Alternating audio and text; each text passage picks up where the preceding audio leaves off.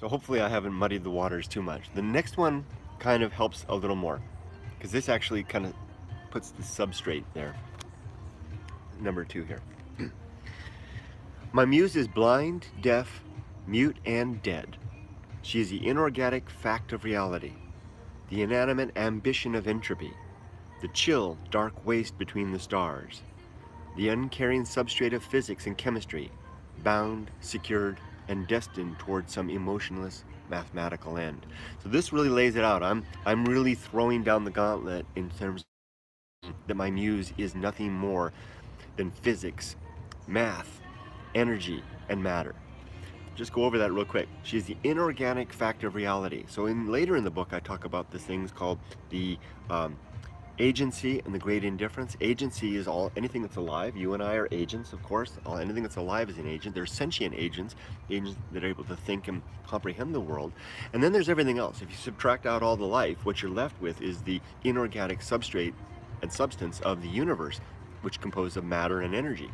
That's the great indifference is what is the character of that. When you look at it, it looks back. It doesn't even look back at you, Trevor. It doesn't even have the capability to look back at you. It is utterly indifferent to our suffering. We can go out into the void, into the desert, and the desert doesn't give a damn whether we live or die or suffer or scream into the wind, right?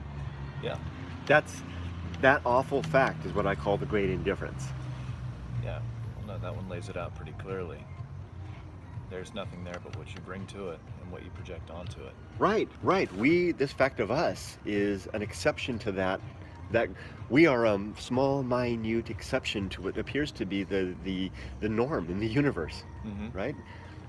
Though you could say it created us too. So I mean, we may not be the exception to the rule. We may not be. Right. It could be more out there.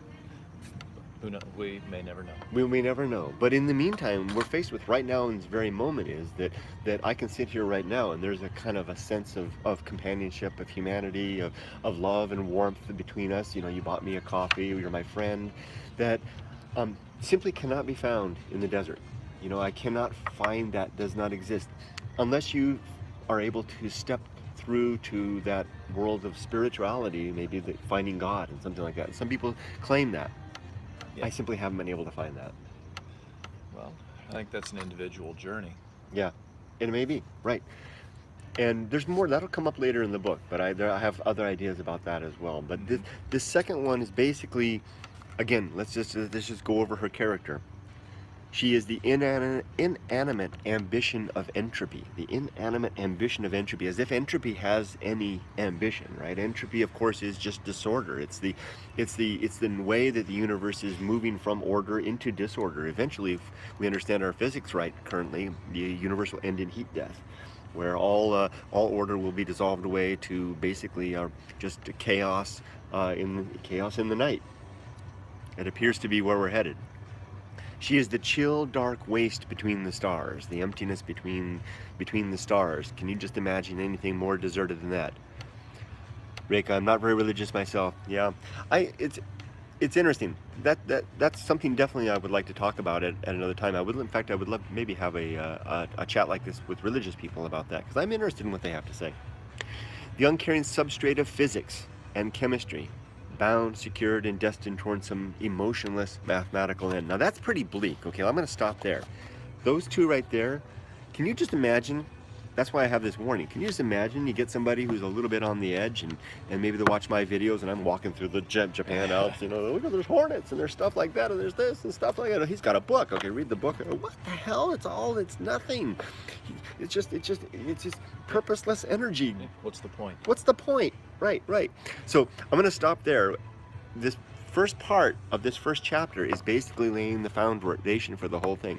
That I've got this muse that talks to me. And she is basically inspired of the emptiness of the universe and the seeming meaninglessness behind it all.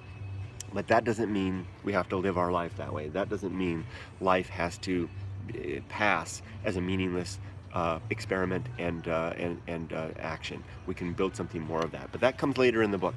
And that's why in the next book reading, what I'm going to do, I'm going to skip ahead. I'm not going to continue through this one chapter. I'm going to skip ahead to the next chapter, the Path of Wildness, which is the chapter I wrote in Japan.